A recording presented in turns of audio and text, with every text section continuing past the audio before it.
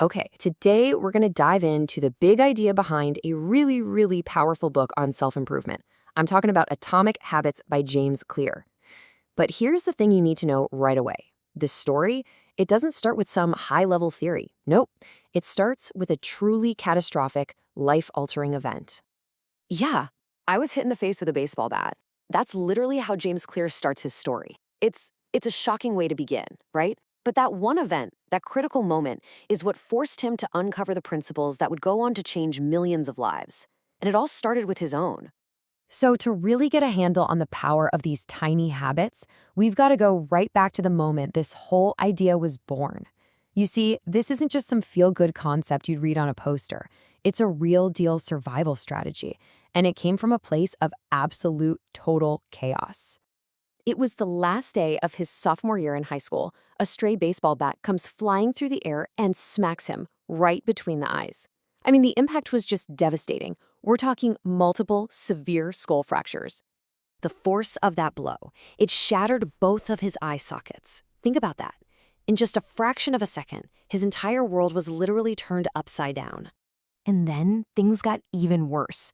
His brain started to swell dangerously inside his skull, and he began having these repeated life-threatening seizures. So, this wasn't just a broken bone. This was a flat-out fight for his life. From there, the situation just deteriorated fast.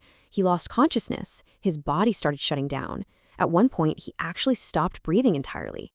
They had to airlift him to a major hospital, and the doctors there, they put him in a medically induced coma just to have a chance at keeping him alive. His parents were told it was one of the worst nights of their lives.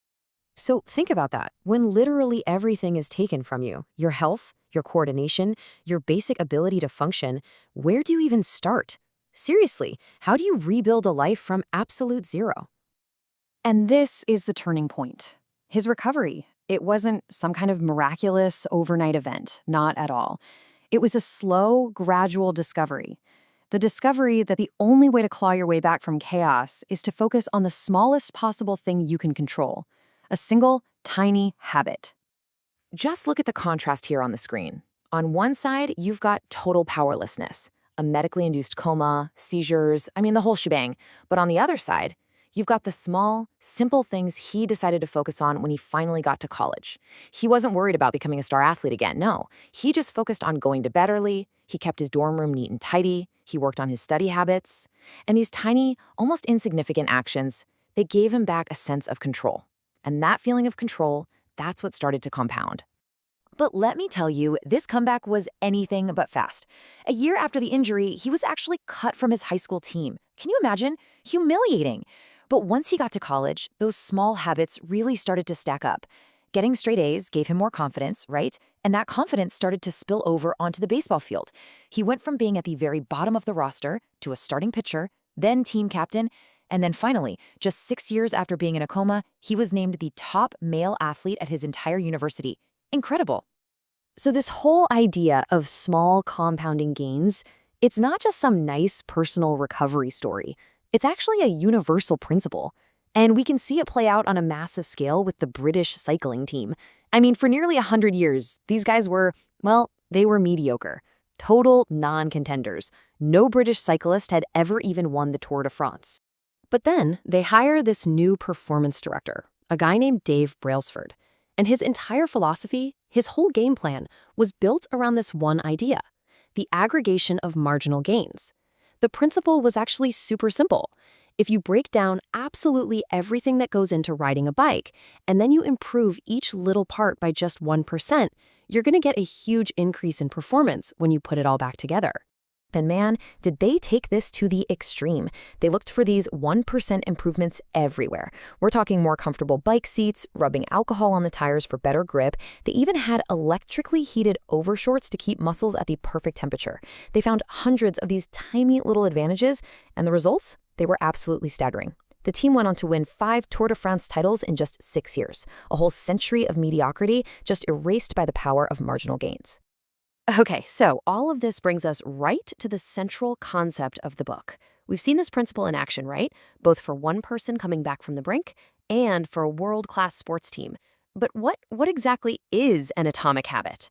Well, the word atomic itself is pretty brilliant because it has this dual meaning. First, it refers to something incredibly small. Think of an atom. It's the fundamental building block of a much larger system. And then you have habit, which of course is just a routine. It's something you do so regularly that it becomes automatic. It's a behavior you've repeated so many times, it's basically second nature. So you put those two words together and boom, you get the full picture. An atomic habit is a tiny change, that fundamental unit of improvement, but it's also the source of immense power when you repeat it over and over. It's a small habit that's a part of a much bigger system of success. And this, right here, is why this matters to you. The stories of James Clear and the British cycling team, they're not just cool anecdotes. They're basically blueprints. They show us exactly how remarkable results are built from the ground up. This quote from James Clear really is the key takeaway of this whole thing. It's not about some massive overnight transformation. It's about the tiny, almost unnoticeable changes that will compound into something truly extraordinary, if you're willing to stick with them for years. See, the power isn't in the single action. It's all about the consistency over time. So I'm going to leave you with this question. For just a minute, forget about your huge, massive goals. Instead, ask yourself this. What is the one, tiny, almost laughably simple 1% improvement you can make today? Because that one small change, if you really stick with it, might just be the start of your own remarkable results.